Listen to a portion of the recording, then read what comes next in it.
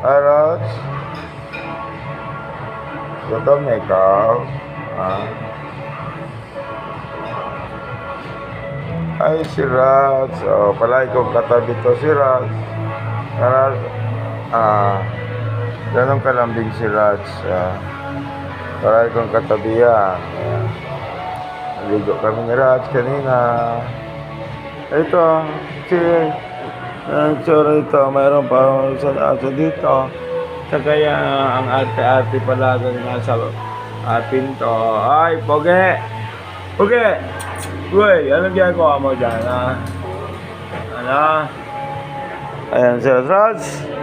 Back dito. Raj, back dito. Akyat. Akyat dito. Up. Up dito. Up dito. Ayan si Raj. Good.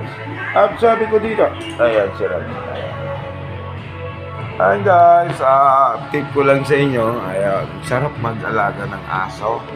Ayan, sabi nga naman, man's best friend ng aso, tima si Raj. Ginagawa ni Raj ito palagi. Ayan. Ayan, palagi siya naglalambing kay kuya niya. Kaya tara, invite ko kayo. Mag-alaga rin kayo ng aso kasi ang sarap. Either sa tao yung kasama mo, sa aso na lang kasi ayan, di magastos. Papantayan ka pa, di mo. Bantay palagi yan. Pati sa pintuan, ayan. Ay, Pogi! Pogi! Uy! Ayan, palagi lang siya nasa pinto. Si Rasito, maharot. 8 months pa lang. Sarap, di ba? May aso ka, babantayan ka. Ayan. Lagi ka lang safe na safe sa mga aso kasi ano kaya talaga?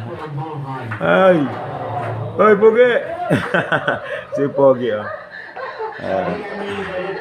ay sarap ng buhay. Ayan, enjoy mo lang ang buhay mo. Sarap. Ayan, thank you so much guys.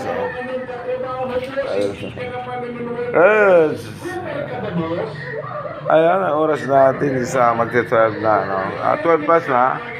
Mamaya, siguro kakain na. Muna. Tamang pahinga muna. Sarats. Ayan, nandun na siya. Nag-aabang na kasi kakain na. Sige, bye-bye na muna. God is good all the time. Yes. Oy, Pogi. Ano si Pogi, Pogi. Oy, Pogi. Pogi. Din sa ganda. Maraming si ganda dito lang sa tabi ko. Diba? Sarap. Sige, bye-bye na muna. Bye-bye.